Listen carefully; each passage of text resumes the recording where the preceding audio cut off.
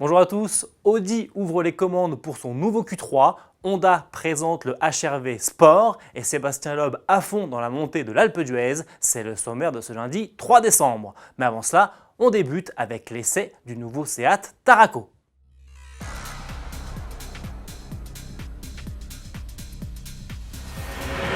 Présenté début octobre sur le mondial de Paris, le Seat Tarraco arrivera en concession en tout début d'année prochaine.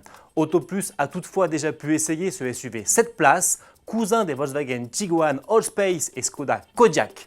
Notre journaliste, David Bouillot, a pris le volant d'un modèle diesel équipé d'un 2 litres TDI de 150 chevaux avec boîte de vitesse manuelle à 6 rapports. On découvre tout de suite ses impressions.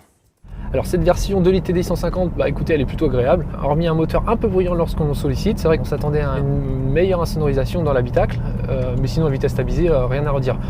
Alors côté consommation, vous pouvez tabler sur un bon 8 litres au 100 si vous alternez les petites routes et l'autoroute. Donc bon, ça reste quand même dans le domaine de l'acceptable au vu du gabarit de l'engin.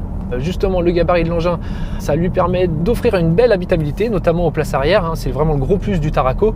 On a des larges ouvertures qui facilitent l'accès à bord.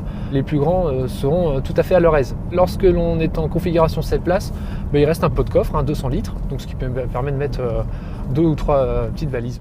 Retrouvez l'intégralité de cet essai sur le site autoplus.fr et restez connectés car Seat devrait annoncer les tarifs du Tarraco dans les jours qui viennent.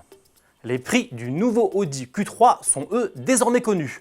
Plus de 4 mois après sa présentation, la seconde génération du SUV est enfin disponible à la commande. Sur le marché français, le ticket d'entrée est fixé à 33 670 €. C'est légèrement plus cher qu'avant puisque le précédent Q3 débutait sous les 31 000 €. 5 motorisations sont proposées au lancement. 3 essences de 150, 190 et 230 chevaux et 2 diesels de 150 et 190 chevaux avec boîte manuelle 6 vitesses ou transmission automatique à 7 rapports en 2 ou 4 roues motrices. Côté équipement, 4 finitions sont au programme.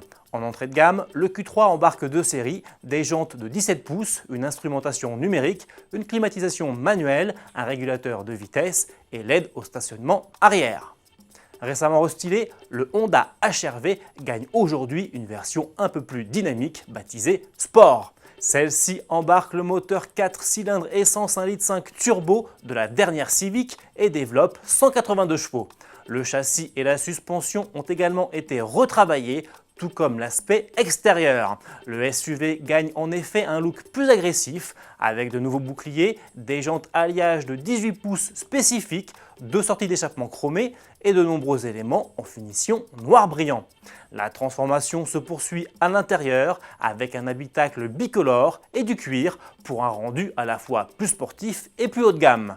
La production du Honda HR-V Sport doit débuter en ce mois de décembre et les premières livraisons sont attendues pour le printemps 2019. Pour terminer, direction l'Alpe d'Huez. Avec ses 13,8 km de long et ses 21 virages, la montée vers la station alpine est mythique. C'est notamment l'un des passages les plus connus du Tour de France cycliste. Mais récemment, l'endroit a été le théâtre d'un affrontement inédit entre 2 pilotes.